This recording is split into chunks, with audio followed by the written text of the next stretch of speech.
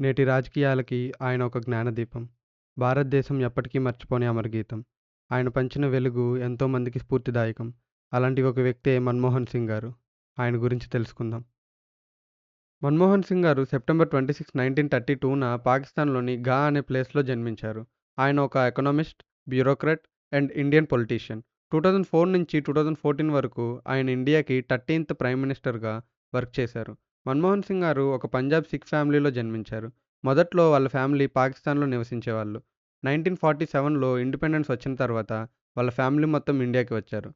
తన చిన్న వయసులో వాళ్ళ మదర్ చనిపోయారు. వాళ్ళ గ్రాండ్ మదరే పెంచారు. తన చిన్నతనంలో పేదరికం వల్ల ఎన్నో కష్టాలను అనుభవించారు. ఆయనకి 10 ఇయర్స్ ఏజ్ వరకు ఉర్దూ మీడియంలో చదువుకున్నారు. నెక్స్ట్ తన హై స్కూల్‌ని పెషావర్ సిటీలో కంప్లీట్ చేశారు. ఆ తర్వాత అమృత్సర్‌లో ఉన్న హిందూ కాలేజ్‌లో చదువుకున్నారు.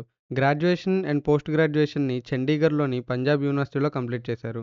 యూనివర్సిటీ ఆఫ్ కేంబ్రిడ్జ్ నుండి 1957లో ఎకనామిక్స్ డిగ్రీ కంప్లీట్ చేశారు. మన్మోహన్ సింగ్ గారు గుల్షన్ కౌర్ గారిని 1958లో మ్యారేజ్ చేసుకున్నారు. ఆ తర్వాత ఇండియా తిరిగి వచ్చి పంజాబ్ యూనివర్సిటీలో టీచర్‌గా వర్క్ చేశారు. ఆయనకి ఎకనామిక్స్ మీద ఉన్న ఇంట్రెస్ట్ వల్ల 1960లో నఫ్ట్ కాలేజ్, యూనివర్సిటీ ఆఫ్ ఆక్స్‌ఫర్డ్ నుండి ఎకనామిక్స్‌లో పీహెచ్‌డీ కంప్లీట్ చేశారు. మన్మోహన్ సింగ్ గారు మినిస్ట్రీ ఆఫ్ ఫారెన్ ట్రేడ్‌లో ఎకనామిక్ అడ్వైజర్‌గా 1972 నుండి 1976 వరకు పనిచేశారు. ఆ తర్వాత 1976 నుండి 1980 వరకు చీఫ్ ఎకనామిక్ అడ్వైజర్‌గా పనిచేశారు.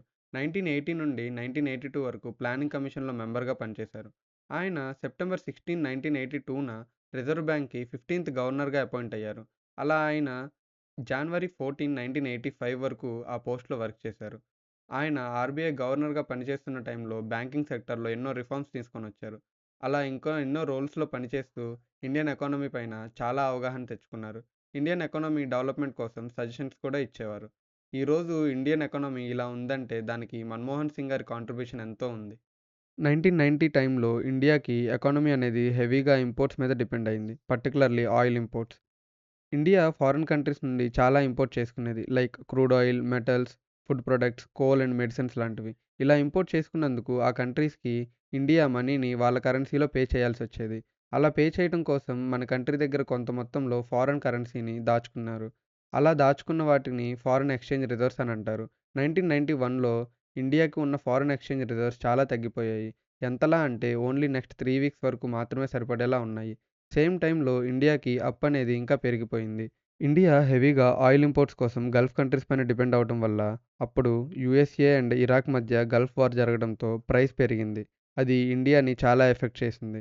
మనం ఎక్స్‌పోర్ట్ చేసే వాటికన్నా ఇంపోర్ట్ చేసే ఐటెమ్స్ ఎక్కువయ్యాయి. ఆ టైంలో ప్రైమ్ మినిస్టర్‌గా పివి నరసింహ గారు చార్జ్ తీసుకున్నారు. ఈ సిట్యుయేషన్‌ని ఓవర్‌కమ్ చేయడానికి అప్పటికి ఎకనామిస్ట్‌గా ఉంటూ మన దేశానికి ఎంతో హెల్ప్ చేసిన మన్మోహన్ సింగ్ గారిని ఫైనాన్స్ మినిస్టర్‌గా అపాయింట్ చేశారు. ఇలాంటి పరిస్థితుల్లో 1991లో మన్మోహన్ సింగ్ గారు ఫైనాన్స్ మినిస్టర్‌గా చార్జ్ తీసుకున్నారు. అప్పుడు మన్మోహన్ సింగ్ గారు ఈ సిట్యుయేషన్‌ని ఓవర్‌కమ్ చేయడానికి అప్పటి వరకు ఉన్న అన్ని ఎకనామిక్ పాలిసీస్‌ని చేంజ్ చేసి కొత్త రిఫార్మ్స్‌ని తీసుకొనొచ్చారు. అప్పుడు వాళ్ళు తీసుకున్న డెసిషన్స్ అనేవి మన ఇండియన్ ఎకానమీ స్టేటస్‌ని మార్చేశాయి. అప్పటి వరకు ఇండియాలో కంపెనీస్ మోస్ట్‌లీ అన్ని గవర్నమెంట్ అండర్‌లో ఉండేవి. మనకి ఇండిపెండెన్స్ వచ్చిన తర్వాత అప్పుడు ఉన్న చాలా ప్రైవేట్ కంపెనీస్‌ని గవర్నమెంట్ అండర్‌లోకి తీసుకుంది. అందులో ఎయిర్ ఇండియా కూడా ఒకటి. ఇలా చాలా సెక్టార్స్‌కి రిలేటెడ్ కంపెనీస్ అన్నీ గవర్నమెంట్ చేతుల్లో ఉండేవి. ఇఫ్ ఇన్ కేస్ ఏదైనా ప్రైవేట్ కంపెనీ వచ్చి బిజినెస్ స్టార్ట్ చేయాలి అంటే దానికి చాలా టాక్సెస్, రూల్స్, రెగ్యులేషన్స్, పర్మిషన్స్ అని చాలా ఉండేవి. దీనివల్ల ఇండియాలో ఎవరు కంపెనీ పెట్టడానికి ఇంట్రెస్ట్ చూపించలేదు. అలాగే ఫారిన్ కంపెనీస్ ఇండియాకి వచ్చేవి కావు. ఆ టైంలో ఎఫ్ఈఆర్ఏ ఫారెన్ ఎక్స్‌చేంజ్ రెగ్యులేషన్ యాక్ట్ ఉండేది. ఫారెన్ కంపెనీస్ అండ్ ఇన్వెస్టర్స్ మీద. ఈ యాక్ట్ వల్ల ఫారెన్ ఇన్వెస్టర్స్ అండ్ కంపెనీస్‌కి చాలా స్ట్రిక్ట్ రూల్స్ ఉండేవి. అలాగే ఇండియాలో ఎక్కువ ఇన్వెస్ట్ చేయడానికి ఒప్పుకునేవాళ్ళు కాదు. ఏదైనా ఫారెన్ కంపెనీ ఇండియాలో బిజినెస్ చేయాలంటే ఓన్లీ 40% షేర్‌ని మాత్రమే హోల్డ్ చేయగలదు. రిమైనింగ్ 60% షేర్ అనేది ఇండియన్ ఓనర్స్ దగ్గరే ఉండాలి అని రూల్ పెట్టారు. ఇలాంటి రూల్ ఎందుకు పెట్టారంటే ఓనర్‌షిప్ అనేది మన ఇండియన్ బిజినెస్ మ్యాన్ దగ్గరే ఉండాలి అని. బట్ ఈ రూల్ వల్ల ఎన్నో కంపెనీస్ ఇండియాకి రాలేదు.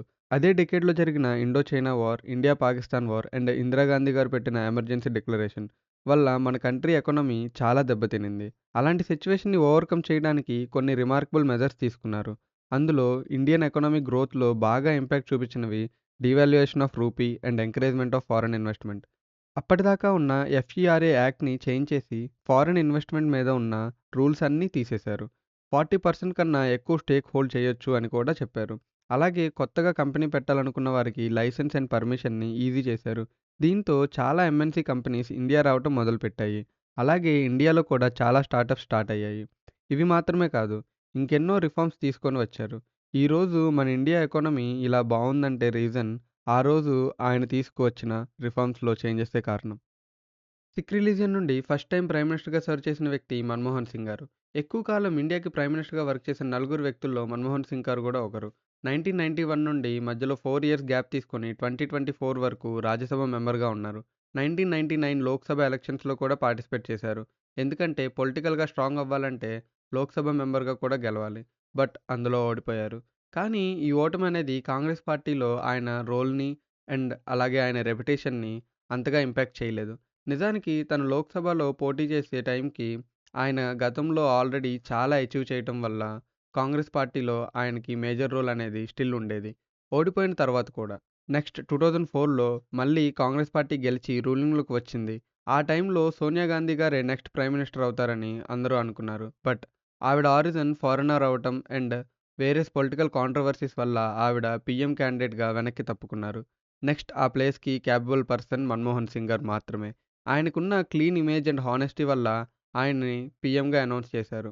22 మే 2004లో ఇండియాకి మన్మోహన్ సింగ్ గారు 13థ్ ప్రైమ్ మినిస్టర్‌గా ప్రమాణ స్వీకారం చేశారు. అందుకే ఆయన్ని యాక్సిడెంటల్ ప్రైమ్ మినిస్టర్ అని కూడా అంటారు. ఈవెన్ లోక్‌సభ ఎలక్షన్స్‌లో ఓడిపోయినప్పటికీ పీఎంగా ఎలిజిబుల్ అవ్వడానికి రీజన్ ఆయన అప్పటికే రాజ్యసభ మెంబర్ అయ్యి ఉండటం. Maybe he is not the best prime minister for various reasons. But he is the best finance minister in the country. తను ప్రైమ్ మినిస్టర్‌గా వర్క్ చేసే టైంలో ఇండియా జీడీపీని చాలా స్ట్రాంగ్‌గా మార్చారు. 2007లో ఇండియా జీడీపీ 9% గ్రోత్‌ని అచీవ్ చేసింది. అది one of the highest percentage GDP హిస్టరీలోనే. అలాగే ఇండియాని సెకండ్ ఫాస్టెస్ట్ గ్రోయింగ్ నేషన్‌గా మార్చారు. 2005లో ఎన్ఆర్‌ఈజీఏ నేషనల్ రూరల్ ఎంప్లాయ్‌మెంట్ గ్యారంటీ యాక్ట్‌ని స్టార్ట్ చేశారు. ఈ యాక్ట్ వల్ల రూరల్ ఏరియాస్‌లో ప్రజలకి ఎంప్లాయ్‌మెంట్ ఆపర్చునిటీ దొరికింది. అలాగే దేశవ్యాప్తంగా అటు సిటీస్‌లోను, విలేజెస్‌లోను రోడ్స్‌ని కన్‌స్ట్రక్ట్ చేశారు. అండ్ న్యూ హైవేస్‌ని బిల్డ్ చేశారు. బ్యాంకింగ్ సెక్టార్‌కి కూడా ఎన్నో విధాలుగా హెల్ప్ చేశారు. ఆయన పీఎంగా ఉన్నప్పుడు ఇండియా స్పేస్ ప్రోగ్రామ్‌కి కూడా చాలా ఎంకరేజ్ చేశారు. ఆ టైంలో ఇండియా చాలా శాటిలైట్స్‌ని కూడా లాంచ్ చేసింది. దానివల్ల international wide India space technology పట్ల రికగ్నైజేషన్ కూడా వచ్చింది. వీటితో పాటు పూర్ పీపుల్‌కి హెల్ప్ చేసే ఎన్నో స్కీమ్స్, అలాగే ఫార్మర్స్‌కి రుణమాఫీ, ఫార్మర్స్ పండించిన పంటకి మినిమమ్ సపోర్ట్ ప్రైస్ పెంచటం లాంటి పనులు చేశారు. 2009లో రైట్ టు ఎడ్యుకేషన్ యాక్ట్‌ని తీసుకువచ్చారు. ఈ యాక్ట్ ద్వారా ఆంధ్రప్రదేశ్, బీహార్, గుజరాత్ లాంటి స్టేట్స్‌లో 8 ఐఐటీస్‌ని స్టార్ట్ చేశారు.